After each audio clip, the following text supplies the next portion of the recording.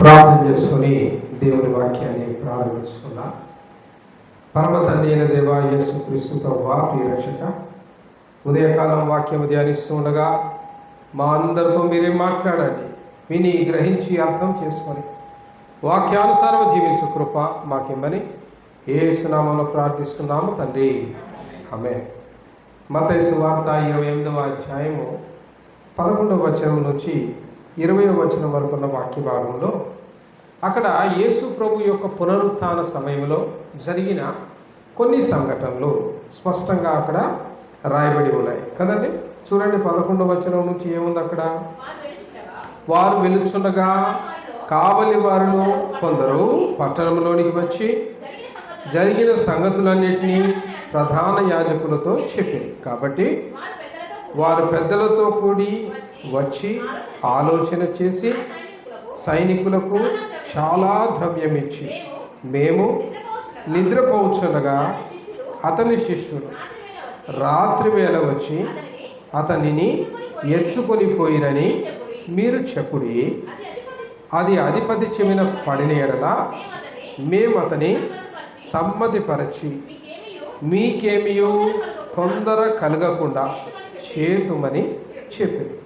అప్పుడు వారు ఆ ద్రవ్యము తీసుకొని తమకు బోధించబడిన ప్రకారం చేసిరి. ఈ మాట యూదులలో వ్యాపించి నేటి వరకు ప్రసిద్ధమై ఉన్నది. ఆమేన్. ఈరోజు మనము ధ్యానించే అంశం అదే, నేటికి ప్రసిద్ధి. మన చుట్టూ కొన్ని ఫేమస్ థింగ్స్ జరుగుతూ ఉంటాయి. కొద్దిమంది వ్యక్తులు ఫేమస్ ఉంటారు. కొన్ని ఆటల్లో కొద్దిమంది అబ్బో ఈ ఆటలో ఈయన ఫేమస్. కొంతమంది సినిమా యాక్టర్లు ఫేమస్ యాక్టర్, మంచి ఫేమస్ క్రికెట్ ప్లేయర్ కదా.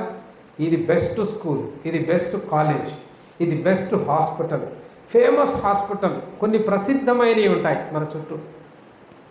మనం అనుకునే ప్రతి ప్రసిద్ధమైంది నిజము కాదు అనేదే ఈరోజు వాక్యాంశం. కొన్నిటిని ఫేక్ ఫేమస్ కూడా చేయవచ్చు, అన్నీ రియల్ ఫేమస్ కాదు. అంతే కదండి. డబ్బు బాగా ఉన్నాడు అనుకోండి, ఫుల్ అడ్వర్టైజ్ చేసుకుంటాడు, అడుగడుగునా బోర్డింగ్స్ పెడతాడు, హోర్డింగ్స్ పెడతాడు, టీవీ యాడ్స్ ఇచ్చుకుంటాడు, యూట్యూబ్ యాడ్స్ ఇచ్చుకుంటాడు. అసలు ఈ ఊర్లోనే మాది నెంబర్ 1 హాస్పిటల్ అని అడ్వర్టైజ్మెంట్ ఇచ్చుకుంటాడు. వాడంతా పబ్లిసిటీ చేసినా జనాలందరి నోట్లో ఏముంటుంది? ఫలానా హాస్పిటల్ ఫేమస్ అట. ఎట్ట నువ్వు చెప్తావు ఫేమస్ అట అంటే, చూడు ఎన్ని యూట్యూబ్ యాడ్లు, ఎన్ని టీవీ యాడ్లు, పెద్ద పెద్ద అడ్వర్టైజ్మెంట్లు, పెద్ద పెద్ద publicity. This is called fake famous. నిజంగా ప్రసిద్ధి కాదు, కానీ ప్రసిద్ధిగా వాడు ఏం చేసుకున్నాడు? డబ్బును ఖర్చు పెట్టి ద్రవ్యం ఇచ్చి.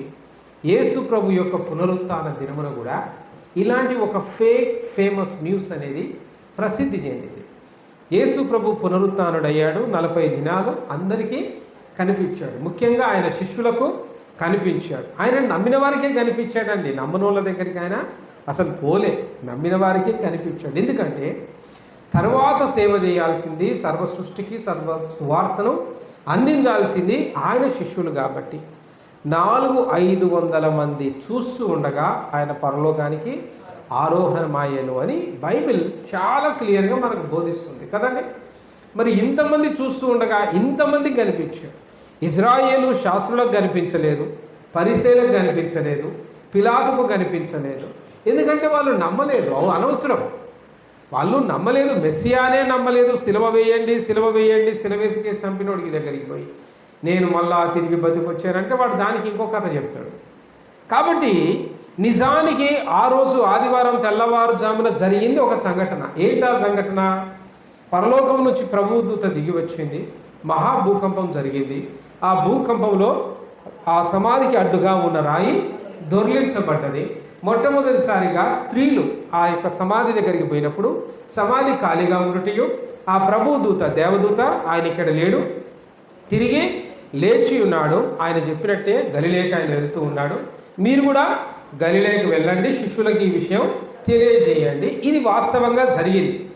ఆ యొక్క తోటలో కూడా, ఆ యేసు ప్రభు యొక్క సమాధి పెట్టిన తోటలో కూడా ఎవరికి కనపడ్డాడు? 7 దయ్యములు పట్టిన మేరీ మగ్దలేనకు సాక్షాత్తుగా ఆయన కనిపించాడని రాశారు.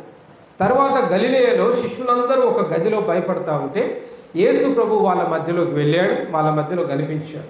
ఇగో నేను సజీవుడను, చెప్పినట్టే నేను తిరిగి లేచాను అని చెప్పారు.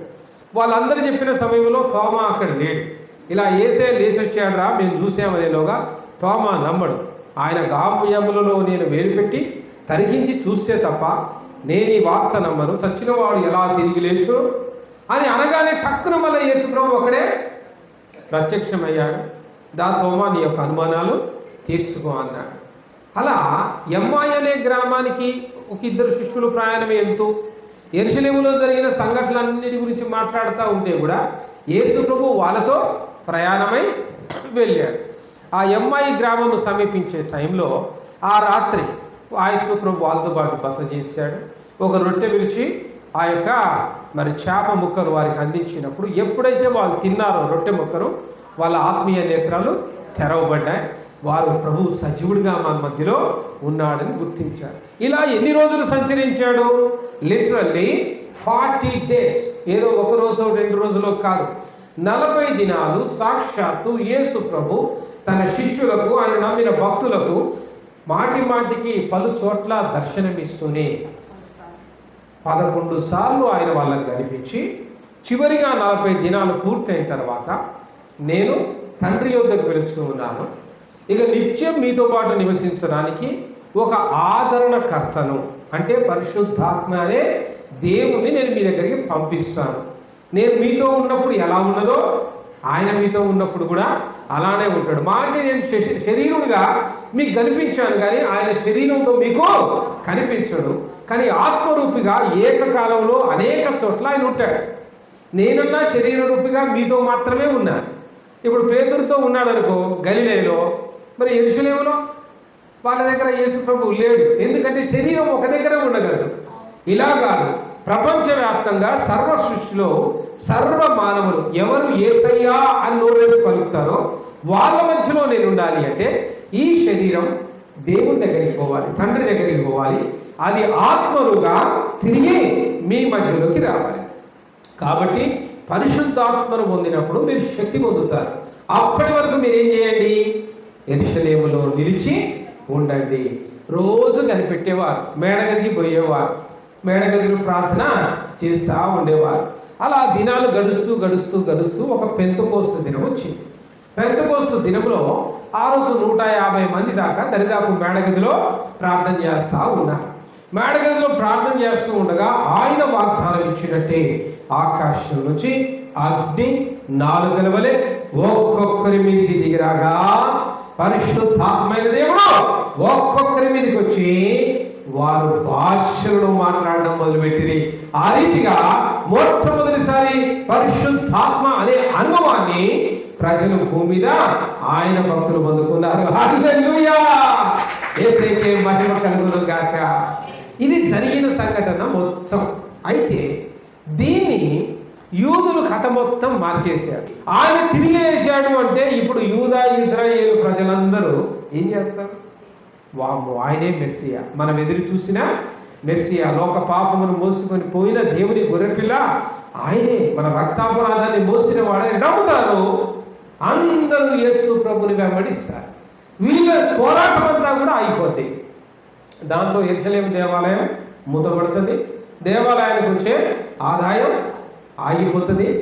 ఆయన 3.5 సంవత్సరాలు సేవ చేస్తేనే దేవాలయానికి ఏం చేయాలో అర్థం కాలేదు. దేవాలయాన్ని విడిచి ప్రజలు దేవుడైన యేసు ప్రభుని వెంబడించారు. ఇక శాశ్వతంగా ఆయన బతికున్నాడంటే ఇక వీళ్ళ ఆటలు ఆగడాలు సాగు. కాబట్టి దీన్ని మ్యాటర్ మార్చారు. ఆ భూకంపం వచ్చి మరి సమాధి అడ్డుగా ఉన్న రాయి దొర్లించబడ్డది అన్న వర్తమానం అక్కడ సమాధికి కాపలా ఉన్న వాళ్ళు భయంతో పరిగెత్తుకొని వచ్చి అధికారులకు ఈ విషయం చెప్పారు. ఇదయ్యా జరిగిన సంఘటన.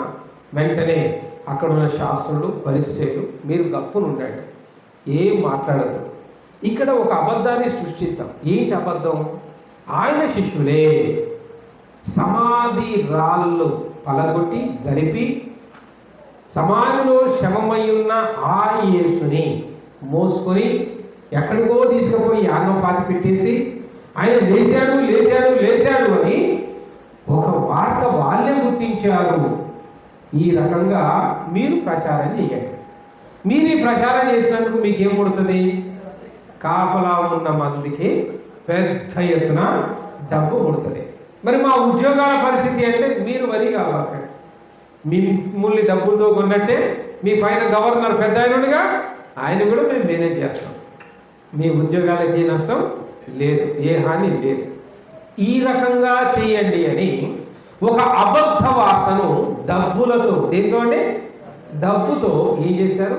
ప్రసిద్ధమైన వార్తగా మార్చారు.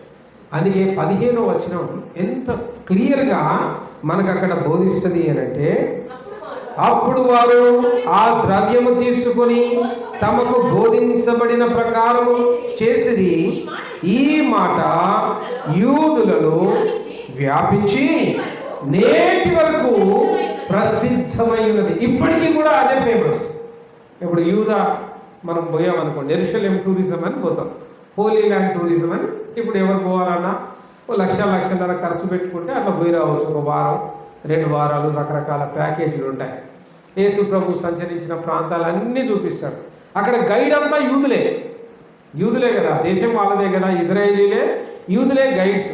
ఈడ బెత్లెహేంలో చూపిస్తాడు యేసయ్య, ఈడ యోర్దాను చూపిస్తాడు, ఇక్కడ ఆయన బాప్తిస్మం తీసుకున్నాడు, నజరేతు చూపిస్తాడు, ఇక్కడ ఆయన పెరిగాడు, అన్నీ చెప్తారు చక్కగా. మరి 5 చేపలు 5 రొట్టెలు 2 చేపలతోటి 5,000 మందికి ఇక్కడే అన్ని మిరకిల్స్, అద్భుతాలు, నీళ్ళ మీద నడిచింది ఇక్కడే, అది చెప్తారు. మరి ఇప్పటికీ ఆ బాణలు చూపిస్తారు. ఏది? ద్రాక్షారసంగా మారిన బాణలు ఇప్పటికీ మట్టి కుండలాడు ఉన్నాయి, చూపిస్తారు. ఆయన పట్టిన గెత్సెమనే తోట చూపిస్తారు. ఈ యూదా ఇస్కరియోతు మరి ఊరేసుకున్నది ఈ ప్రాంతమే చూపిస్తాడు. మరి ఆయన ఇసురు కొట్టిన 30 వెండి నాణ్యాలతో కొనుక్కున్న కుమ్మరివాని పొలము ఇదే అని ఆ ల్యాండ్ అన్ని చూపిస్తారు. శిలువ చూపిస్తారు, అక్కడున్న మరి సమాధి చూపిస్తారు, ఖాళీ సమాధి, అన్ని ఇది చేశాడు కదా. Do you believe in Jesus అని ఒక ప్రశ్న అడిగాడు అనుకోండి. No, we don't believe. Simple ఒకటే మాట చెప్తారు, మేము నమ్మము. ఆయన ఒక అబద్ధ ప్రవక్త అని మేమే సిలువకు కొట్టి చంపాం. అంత ధైర్యంగా ఆయన శిష్యులు ఆయన శవాన్ని మాయం చేసి లోకంలో ఆయన లేచాడు అని ఒక అబద్ధ వార్తను పుగారుగా మార్చారు. కానీ నిజానికి ఆయన లేడు. ఆ శవం తీసుకుపోయి భారతదేశంలోని కాశ్మీర్లో సమాధి చేశారు అని వాడో వార్త పుట్టిస్తే, ఇంకోటి అడుగు ముందుకేసి కాశ్మీర్లో యేసు ప్రభు సమాధి, ఇంకొక అడుగు ముందుకేశాడు ఇథియోపియాలో యేసు ప్రభు సమాధి, ఇంకో అడుగు ముందుకేశాడు గాజాలో యేసు ప్రభు సమాధి, ఇంకో అడుగు ముందుకేశాడు పాలస్తీనాలో యేసు ప్రభు సమాధి. ఒక మనిషిని ఎన్ని చోట్ల సమాధి చేస్తారా?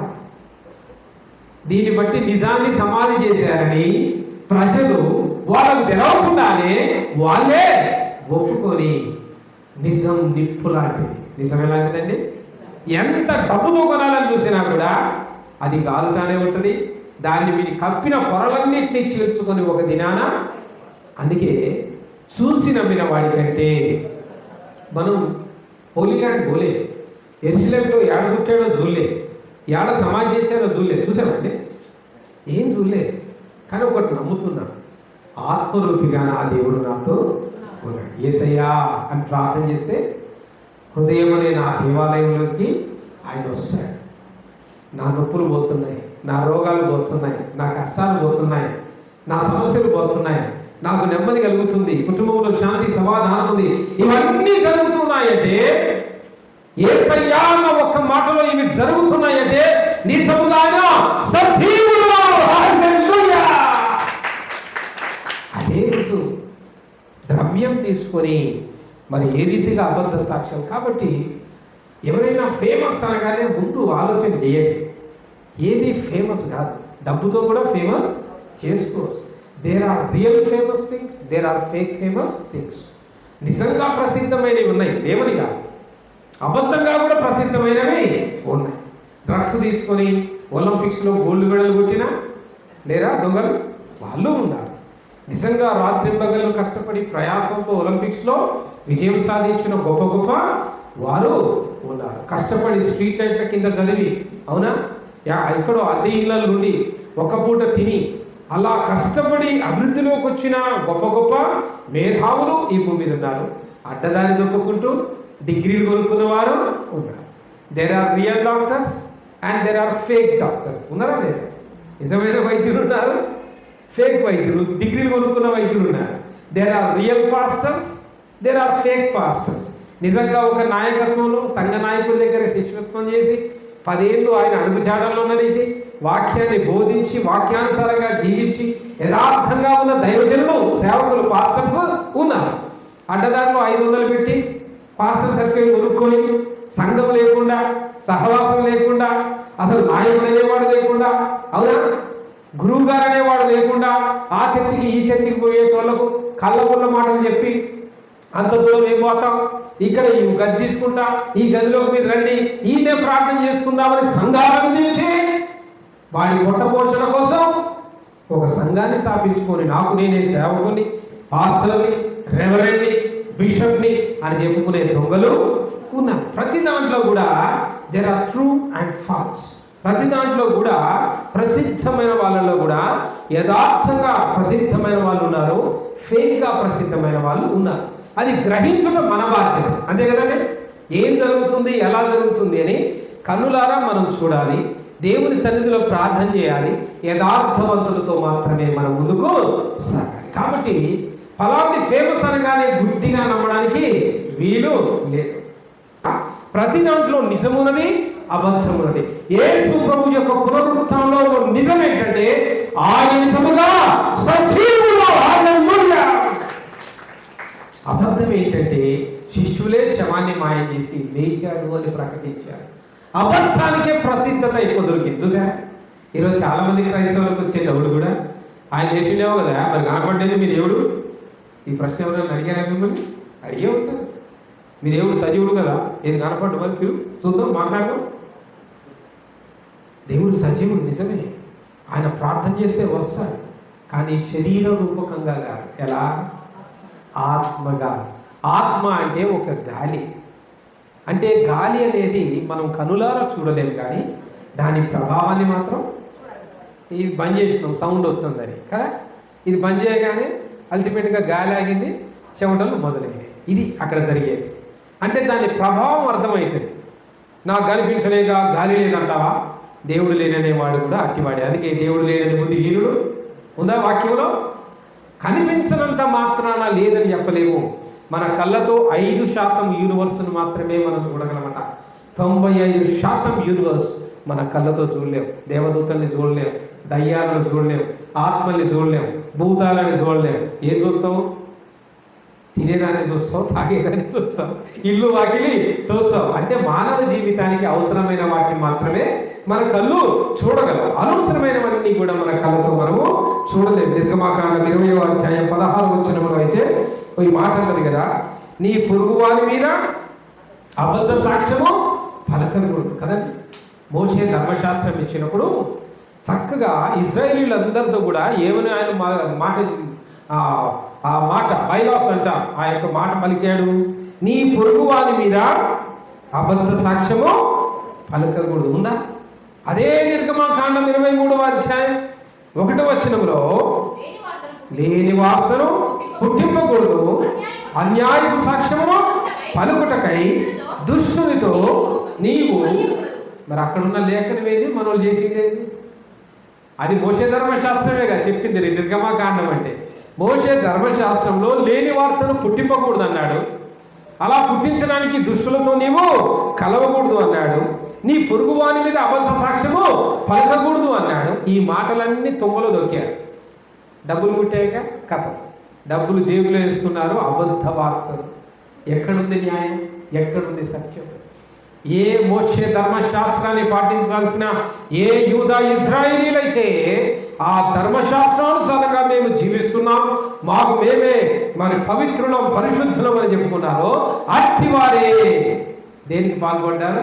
అబద్ధ సాక్ష్యాన్ని పుట్టించారు. అబద్ధ సాక్ష్యంలతో దుష్టులతో చేతులు కలిపారు. పొరుగు వారి మీద నేరారోపణ మోపారు. యేసు ప్రభువును శిలువ వేయండి, శిలువ వేయండి అని కేకలు వేశారు. సామెతల గ్రంథంలో కూడా చక్కగా రాయబడి ఉన్నది. 12వ అధ్యాయము 17వ వచనాన్ని గమనించండి. సామెతల గ్రంథం సత్యవాద ప్రియుడు, నీతిగల మాటలు పలుకును, కూట సాక్షి. ఎవడట? కూట సాక్షి. కూట సాక్షి అంటే అర్థమేంటి? నిజమైన సాక్షి కాదాడు, డబ్బులు తీసుకొని అబద్ధంగా మోసపోయే సాక్షి, అబద్ధంగా మోసపోయే సాక్షి, కూట సాక్షి. దేవుని వాక్యం చెప్తుంది. నిజం ప్రియులారా, మనతో చుట్టూ ఉన్న వాళ్ళు ఎవరు కూడా నిజంగా ఉన్న వాళ్ళని మనం నమ్మలేం.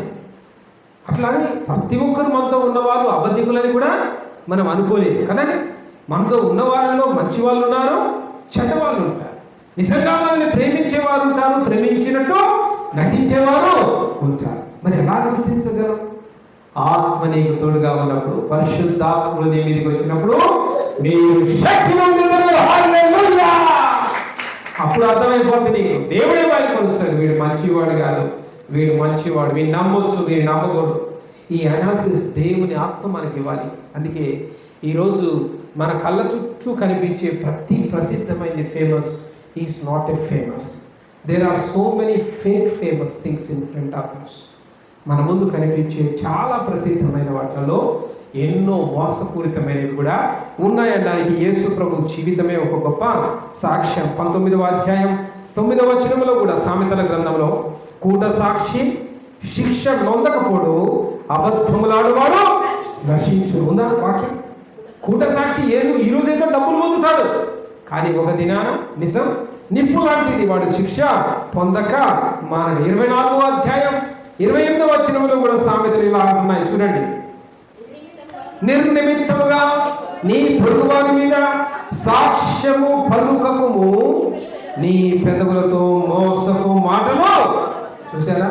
నిర్నిమిత్తముగా సాక్ష్యం పలుకోద్దు. అకారణంగా ఏదో డబ్బులు దొరికినాయిగా వాడు ఎట్ట చస్తే నాకేది, అలా ఎంతోమంది కొన్ని వార్తలు వింటుంటాం. దాంట్లో నిజమెంతో కూడా మనకు తెలియదు. కానీ అన్యాయపు తీర్పు పొందిన వాడే మరి జైలు, ఒక 20 సంవత్సరాల నుంచి ఒక జైల్లో ఉన్నాడట. మొన్న ఆ కేసు ఆయన నిర్దోషి అని తేలిందట.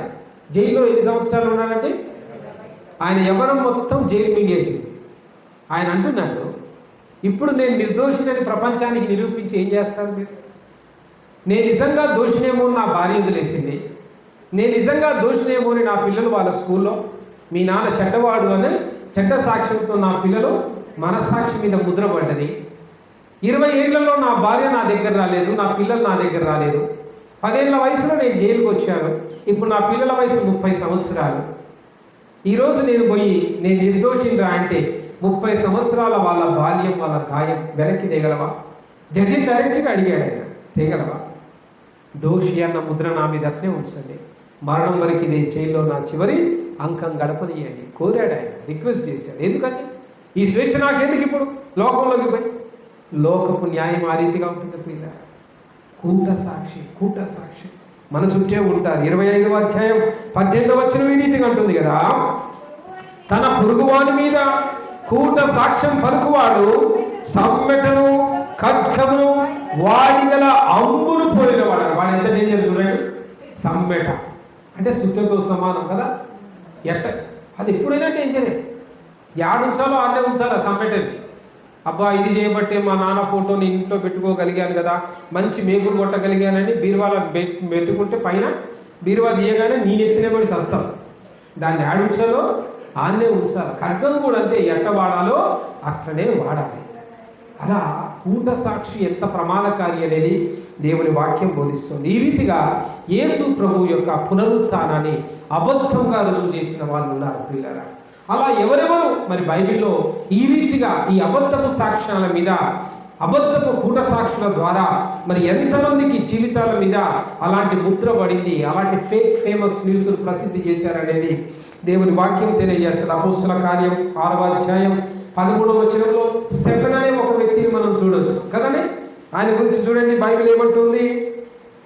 అతనిని పట్టుకొని మహాసభ యొద్దకు తీసుకొని పోయి అబద్ధపు సాక్షులను ఏం చేసిందట?